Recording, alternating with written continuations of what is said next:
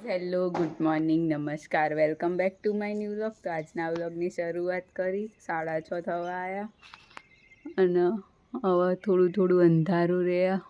શિયાળો આવશે એમ અંધારું વધી જશે. આ બાજુ બધું પડી ગયું, ભંગાર પસ્તી ને બધું. તો ચલો હવે હું જઈશ સ્કૂલ 6:45 અને મળીએ સ્કૂલથી આવી. મિત્રો 11:45 થઈ ગઈ છે. આપણે આટલા વાગે ઓફિસથી ઘેર આવી કપડાં બદલ્યા નહીં, આપણે બધું ધોયું નહીં. પહેલાં આપણે બ્લોગ ચાલુ કર્યો. બતાવો રસોડામાં તમને. જો આપણે ઘેર આવતી વખતે અહીંયા એસકે મોલમાંથી આ એક સિંગ તેલનો ડબ્બો લાવ્યા.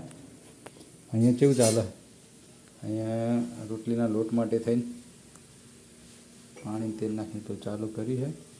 બીજું શું છે કયો જમવામાં? એ પાણી અંદર જ પાણી દૂધીનું શાક છે. આ બાજુ સરગવાનો સૂપ બનાવ્યો છે.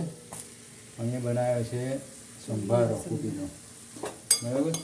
એટલે હવે રોટલીનું કામ ચાલુ છે. તો આપણે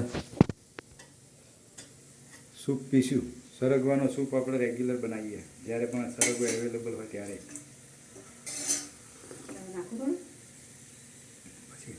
એકદમ ટેસ્ટી બને.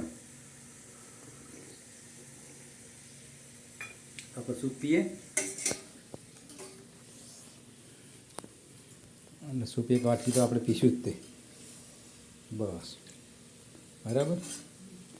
રોટલી બની જાય એટલે આપણે જમવા બેસીએ. ત્યાંથી બહાર જોઈ લઈએ. બહાર કપડાં બપડા ધોઈને મૂકવી દીધા છે. અહીંયા પડદા દિવાળીમાં પડદા ધોવાઈ ગયા છે. બરાબર. બેન હજી આવ્યા નહીં, આવશે લગભગ 1:45 આવશે. તો આવે એટલે આપણે જમીશું. તો બ્લોગમાં બનાવી રહેજો, મળીએ આગળ. 1 વાગવા આવ્યો, જમવાનું તૈયાર થઈ ગયું. સરગવાનો સૂપ, રોટલી, દૂધીનું શાક અને કચુંબર, ડુંગળી. તો ચલો જમી લઈએ. તો 6:30 થવા આવ્યા અને બહાર તો વાદળા કર્યા.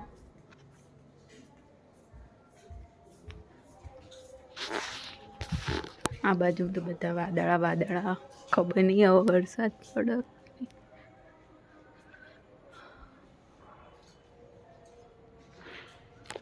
આ બાજુ રૂમાલ સૂકવીને નવા લીધા સૂકવ્યા ધોઈ. હજુ જમવાનું કંઈ બનાવવાનું ચાલુ કરી. અથાણું ભરી દીધું.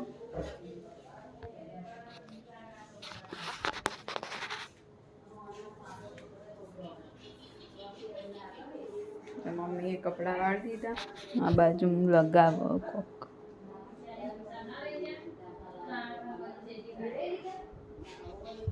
તો ચલો મળીએ આગળ.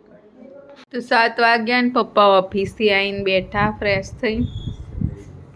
મમ્મી ખાવાનું બનાવો.